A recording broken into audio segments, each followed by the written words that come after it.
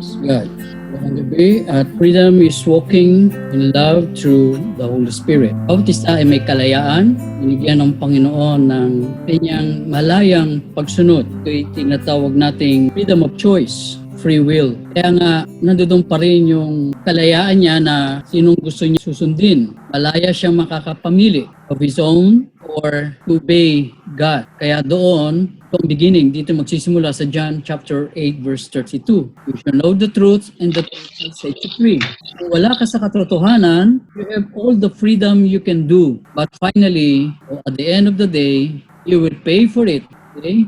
You will be responsible for what you did. Ito naman talaga hahantong eh. Pero batay dito sa text natin, tatlo yan. The Lord Jesus who will set you free from or through the truth. You shall know the truth and the truth shall set you free. John 14 verse 6, the Lord Jesus says, I am the way, the truth, and the life. So maliban lang lamang na malaman natin ang katotohanan, ano yung katotohanan? Si Jesus ang katotohanan, doon natin maintindihan ang tunay na freedom. Not to be slave by yourself. But our true freedom is in Christ to set us free from ignorance and unbelief. Kaya parati pa rin ang kalooban natin ang nasusunod because we are ignorant of the truth.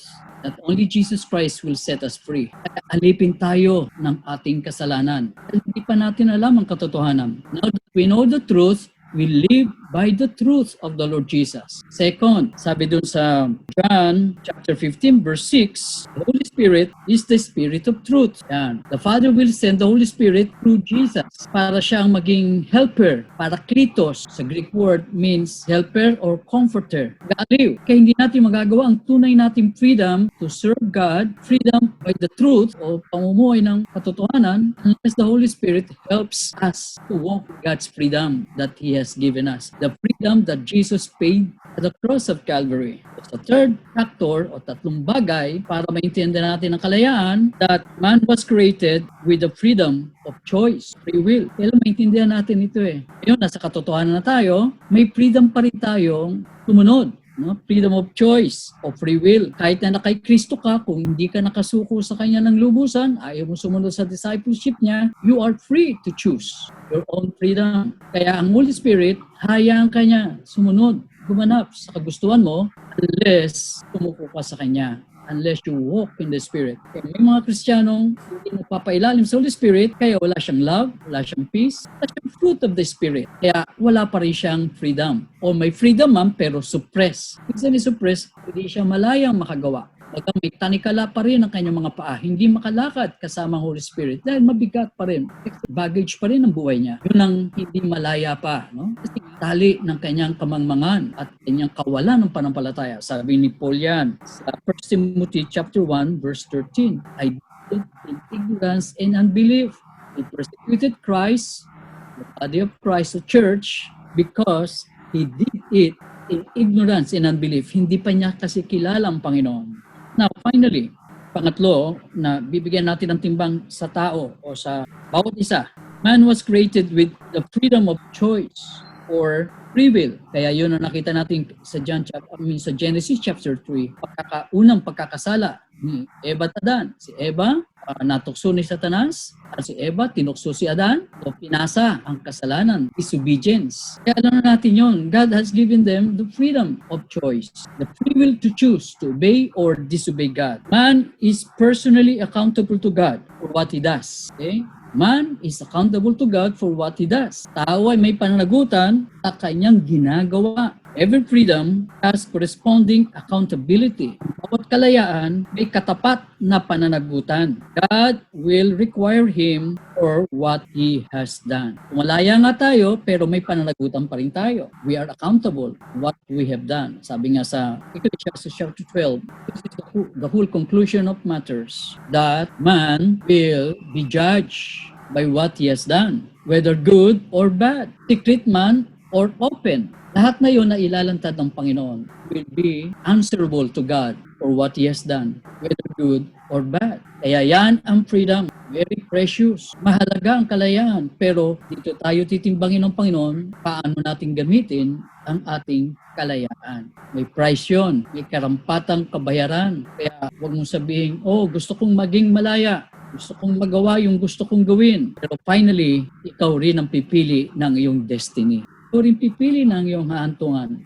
Ang iyong kahantungan, that means complete obedience to God's word, then you will be accountability. Sabihin, wala kang sasagutin na para singilin ka ng Diyos sa iyong kasalanan sa bandang huli. Because you use your freedom right, according to the truth and the Spirit of truth, the Holy Spirit. Pag kayo lumalakad sa Kanya, makakagawa ka ng tama. Yun nga, pwede kang gumawa na walang pag-ibig, hindi rin yun gagantimpalaan ng Panginoon. Anything without love, sabi ni Paul, kahit nabigay ko pa sarili ko para sunugin, wala rin. Wala pa rin ang gagawin ko. So, alam natin ang preeminence. Kailangan, mahalaga, ibig niyo. At yun ay magagaling through the Holy Spirit. You can make it all by yourself. You need the Holy Spirit to help you out. Yung love natin ay carnal. Love natin ay fleshly, sensual. But only the love of the Holy Spirit, which comes from the Lord Jesus, that is the agape love, divine love. And the Holy Spirit is the only one who can give us that pure love so we can enjoy and fulfill our freedom by the Holy Spirit. Where the Spirit of the Lord is freedom. There is liberty. Ngayon, nag-reconcile, doon nag-uugma o nag-uugnay ang Panginoong Sus, Holy Spirit, and the man or the Christians. Then napalaya na siya how he will please the Father. Kaya doon pumapaloob, doon umiikot yung paggalaw natin. Yes, sige, gawin mo gusto mo, pero batang huli, pananagutan mo yan. Huwag kang matapang at sasabihin mo, kaya ko yan, gagawin ko yan. Batang huli, susuko rin siya.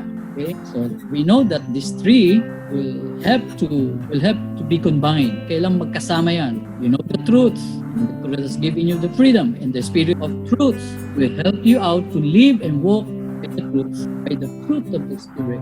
And you have your freedom of choice. You have free will to do whatever that is pleasing. Let us pray.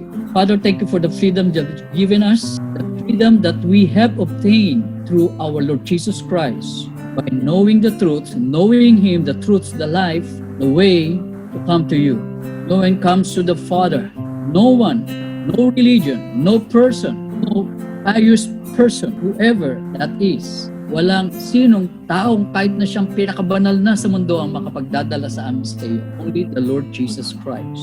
Ito yung katotohanan pinapahayag ng iyong salita, Ama. You shall know the truth and the truth shall set you free. Thank you for enjoying the freedom you're giving us in Christ Jesus and with the fellowship of the Holy Spirit. Enjoying that freedom because the Lord Jesus Christ is in us. Abide in me and my words abide in you.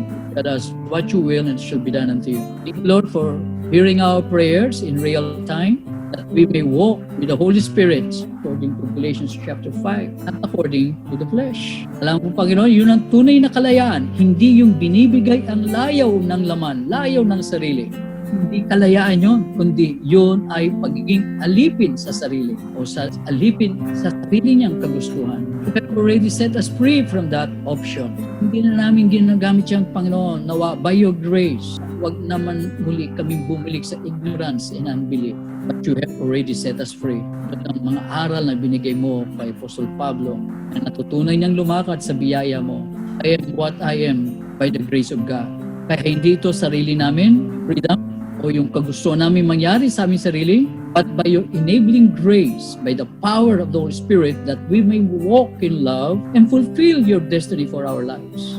Each one's choice, he is accountable for what he has done. Because of that, help us, Lord, to walk in your Spirit, that we may walk in love, doing your will, doing your direction for our lives, by the power of the Holy Spirit. Thank you, Lord Jesus, for sending us the Helper. Without you, we can do nothing. Hindi namin kayang gawin ito ng aming sarili lamang kahit na may kalayaan kaming gumawa. Dahil alam namin, ang biyaya mo'y sapat para gampanan namin ang pinapagawa mo at hindi kami manatiling alipin sa aming mga sarili. It's not true freedom. Our true freedom is coming from Christ by the power of the Holy Spirit. Lord, if we proclaim this truth, the Holy Spirit will help us to proclaim it everywhere we go. And the whole world will know that we are your disciples, we know the truth, and we walk by the love of the Holy Spirit. Let's, Lord, everyone, iunat niyo po yung mapagpalang kamay mo sa bawat isa. Bigyan mo ng kalayaan bawat isa sumunod sa kalooban mo. by your grace and by the power of the Holy Spirit. Thank you for setting us free. Thank you for enjoying our true freedom in Christ with the Holy Spirit who walks with us until the Lord Jesus comes. Thank you, Father. Thank you, Lord Jesus. Thank you, Holy Spirit, for hearing our prayer, making us worthy of that love to walk with the Holy Spirit. Christ Jesus our Lord. Amen. Amen. Praise God. Thank you, Lord Jesus.